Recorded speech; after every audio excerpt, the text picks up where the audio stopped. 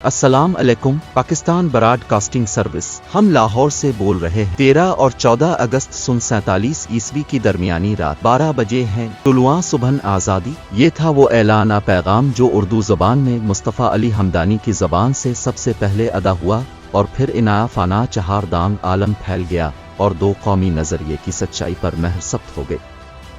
ہندوستان کے مسلمانوں کو اپنے اس خواب کی تعبیر مل گئی جس کے لیے انہوں نے لازوال قربانیوں کی وہ داستانیں رقم کی جن کی مثال تاریخ میں ملنا مشکل ہے۔ آج سے 76 سال پہلے 27 رمضان 1366 ہجری بروز جمعرات پاکستان کا قیام عمل میں آیا اور آج 14 اگست 2023 ہے۔ ہم اپنے ملک کی آزادی کی 76 سالگرہ ملی جوش و جذبے سے منا رہے۔ ہم آزادی منانے والوں میں سے اکثریت اس عوام کی ہے جو آزادی کے وقت پیدا بھی نہیں ہوئے تھے، لہذا ان کی تحریک پاکستان سے وابستگی صرف کتابوں کی حد تک ہی ہے اور ہم لوگ حقیقت میں ان حالات و واقعات کا حصہ نہیں تھے، اس لیے بس ایسے واقعات کو سرسری نظر دوڑا کر بھول جاتے۔ لیکن آج بھی اگر ایسے بزرگ حیات ہیں جنہوں نے پاکستان بنتے دیکھا تو وہ ان واقعات کی تفصیل بتا سکتے ہیں۔ اگرچہ آج خوشی کا دن ہے کہ ہم نے اپنے بزرگوں کی لازوال قربانیوں اور قائد محمد علی جناح کی ولولہ انگیز اور بے لوث قیادت میں بیک وقت انگریزوں اور ہندوؤں کی غلامی سے نجات حاصل کی اور اپنے لیے ایک علیحدہ آزاد وطن حاصل کیا، اور یہ آزادی ہمیں قائد اعظم کی انگریزوں، ہندوؤں اور اپنے اندر چھپے ہوئے دشمنوں کے خلاف چومکھی لڑائی میں فتح کی وجہ سے نصیب ہوئی۔ آج ہم گھروں، دکانوں اور گاڑیوں پر چاند ستارے والا قومی پرچم لہرا کر اس بات کا اعلان کرتے ہیں کہ ہم آزاد ملک کی آزاد قوم ہیں۔ پورے ملک میں سرکاری تعطیل ہوتی ہے اور ہر شہر، گاؤں اور تعلیمی اداروں میں پاکستان کے حوالے سے تقریبات کا انعقاد ہوتا ہے۔ الیکٹرانک میڈیا اس حوالے ٹاک شوز اور ڈرامے پیش کرتا ہے۔ قریہ قریہ، گاؤں گاؤں اور شہر شہر ملی نغمے ہمارے لیے وطن سے محبت کا جذبہ ابھارتے ہیں۔ صبح فجر کی نماز میں ملک کی سلامتی اور ترقی کے لیے خصوصی دعاؤں کا اہتمام کیا جاتا ہے۔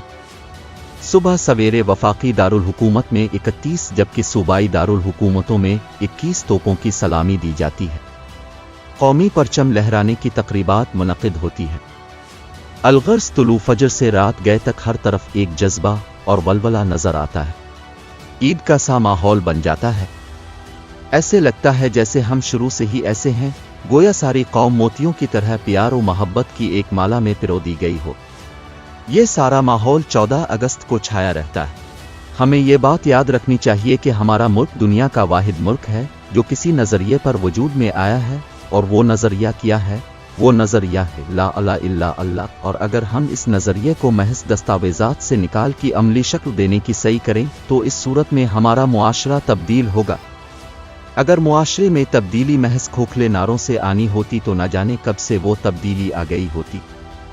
لیکن ہم سب یہ بات بخوبی جانتے ہیں کہ ملک کی ساری صورتحال دیکھ کر لگتا ہے ہم نے ابھی تک درست سمت پہلا قدم بھی نہیں اٹھایا، بلکہ غلط سمت میں بھی اس قدر دور نکل گئے ہیں کہ درست سمت کے آغاز تک آنے کے لیے بھی کافی محنت درکار ہے۔ یہاں کسی نے ملک کو ترکی اور پیرس بنانے کی بات کی تو کسی نے ریاست مدینہ کا خوش کن نعرہ لگایا، لیکن عوام کے ہاتھ کچھ نہ آیا۔ آج 76 سال بعد بھی ہم قائد اعظم کے بعد کسی مسیحا کی تلاش میں ہیں جو آئے اور ہمارے دکھوں پر سکون کا مرہم رکھے، کوئی ایسا آئے جو ہمارے ساتھ جیے اور ہمارے ساتھ میرے، ہم کھائیں تو وہ کھائے، ہم پیاسے ہوں تو وہ بھی پیاسا ہو، اس کا گھر روشن ہو تو ہمارا گھر بھی روشن ہو۔ عوام کے دکھ کچھ ایسے بھی لادوا نہیں، لیکن شرط ایمانداری، خلوص اور حب الوطنی کی ہے۔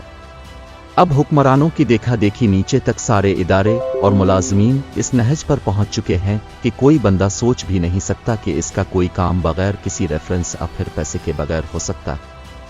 کسی بھی معاملے میں دنیا کی رینکنگ میں اپنا نمبر دیکھ لیجئے اور خود ہی فیصلہ کر لیجئے کہ ہم کس مقام پر ہیں۔ ملک میں قانون ڈھیروں ڈھیر بنے ہوئے ہیں، لیکن ہمارا قانون ایسا جال ہے جس میں سے باثر شخص آرام سے نکل جاتا ہے، لیکن ایک ریڑھی والا اس میں ایسے پھنس جاتا ہے جیسے سارے ملک میں ہونے والی کرپشن اسی نے کی ہے۔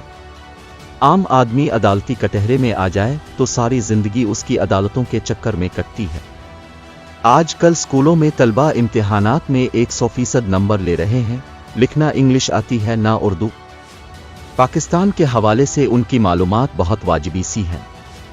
कई दफ़ा टीवी में सवाल जवाब वाले प्रोग्रामों में नई नस्ल की कारकर्दगी देखकर सरशर्म से झक गया कि कई तो बड़े बुनियादी और अहम सवालों के भी सारे जवाब गलत दे रहे थे। मुल्क में होने वाले एहतिसाब की हालत हमारे सामने है कि यहाँ एहतिसाब सिर्फ अपोजिशन के लोगों का होता है, चाहे जो भी हुकूमत हो वो ऐसा ही करती है। फिर जब हुकूमती अफराद किसी वक्त अपोजिशन में होते तो उनका एहतिसाब शुरू हो जाता है।